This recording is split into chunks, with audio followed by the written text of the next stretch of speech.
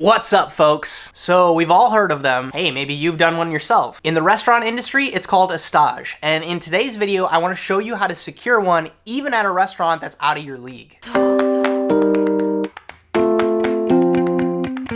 Thanks so much for your attention. My name's Justin Khanna, and on this channel, I talk all about how to progress your career and become a better chef. So if you're into stuff like that, consider subscribing because I make new videos every week here on this channel. So picture this, I'm in my first skills class at culinary school. This was about 2 months into my education. I was cocky. I knew I wanted to be the best. So I had this rumor going around campus where you could email restaurants and get a day to spend inside their kitchens. And I was like, what is that? I want to do that. And so I send this email to this 3 Michelin-star restaurant in New York City called Le Bernardin, asking if I could spend a day on the weekend in their kitchen. And I'm like, why not? Worst thing they can do is say no. A few days later, I get a ding in my inbox and it's from Le Bernardin. It's giving me instructions on how to get into the building. I got it. Now, keep in mind, this wasn't only my first stage, this was my first Michelin experience. I went from a bistro in Wisconsin to 3 Michelin-star restaurant in New York City, and I want to show you how I did it. Now, if you've already got your stage secured and you want to know how I pack for something like that, as far as what gear I bring, I made a video all about how I pack for that day.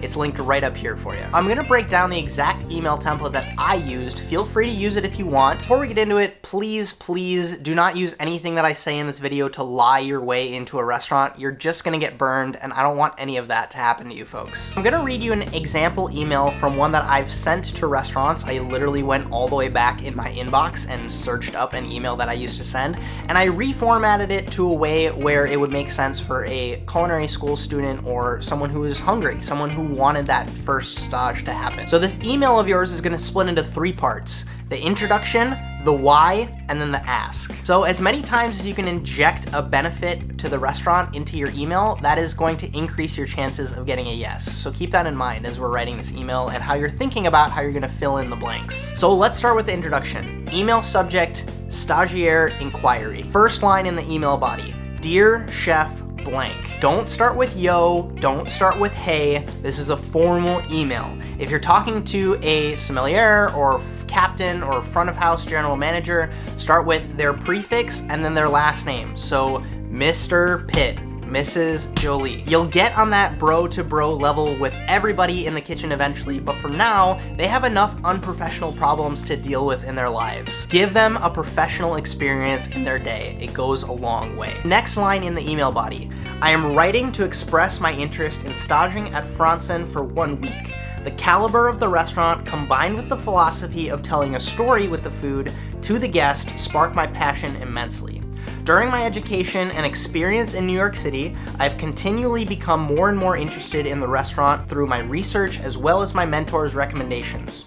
I believe my focused work ethic combined with my desire to learn makes me an excellent candidate as a stagiaire. Pretty good so far, right? Now that's just the first paragraph. In the email template that's linked in the description, I've left all these fields blank so you can fill in whatever qualities match up with you. So the next paragraph: the shawanmushi dish on your menu right now with pickled chanterelles and Swedish eel is so inspiring to me. I have a huge respect for Japanese technique and I'm eager to learn more about Scandinavian ingredients.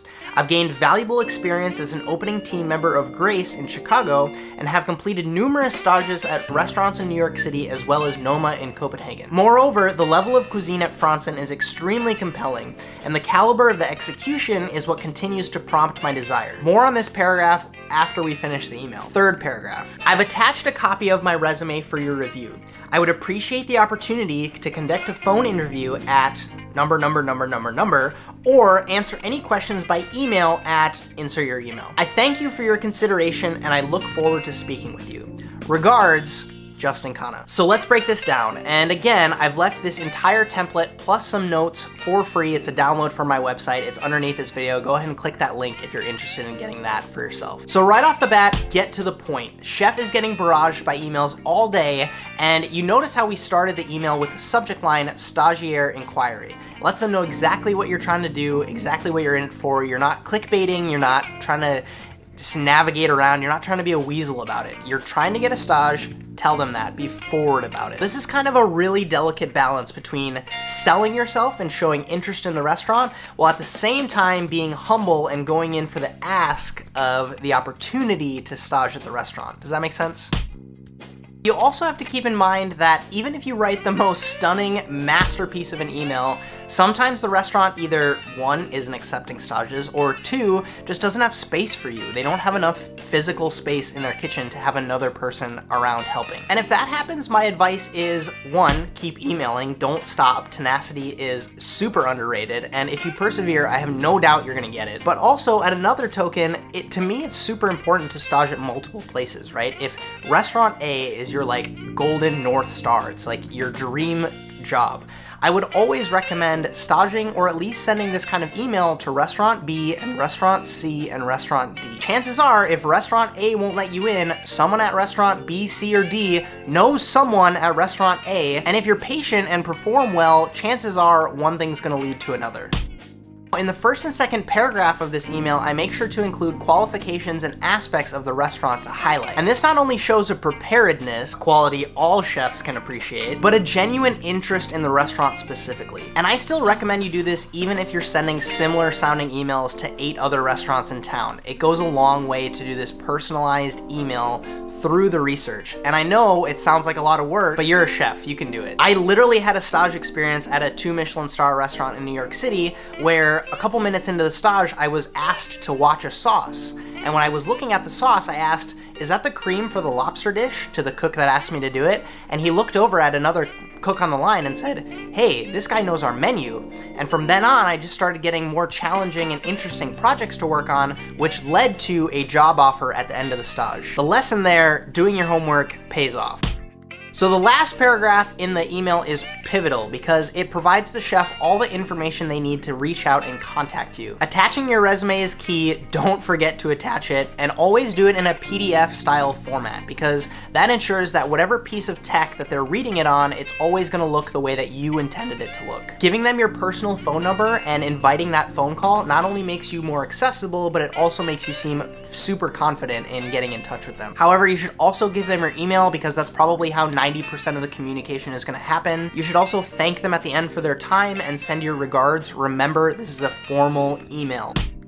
So first question is, of course, how do you get in touch with these restaurants? Who do you know who to talk to? Back in 2010, the only way to get into these restaurants was to go through their website. There was no Instagram. Twitter was kind of a thing, but chefs weren't really on it yet, at least not the Michelin-starred ones. And bringing it more into the present, nowadays, some of these chefs, depending on their profile, are getting DMs all day long from cooks just like you who want that job. So to me, email is still the best way to go about it. How do you get that email? If you have a contact at the restaurant, go ahead and ask for the email because you're interested in a job opportunity. Your other option is to write your email all the way out and send it to this person and ask to have that email be forwarded to the chef. This can be someone you know that works there. This can be maybe your head chef knows that head chef somehow. This industry is really small, so go ahead and do some research. You'll find how the dots connect. I know for me, when I was a sous chef, I was the kind of natural filter for job applicants. Resumes would come through me first, and if they were a possible candidate, then I would pass them along to the head chef who would make that kind of decision. Keep in mind, it's not always like that, so just think about that information and use it to your advantage. Side note, I personally started asking to see if the restaurant was a good fit for my externship, and this was a great foot in the door for a lot of restaurants because they knew it was guaranteed 6 months,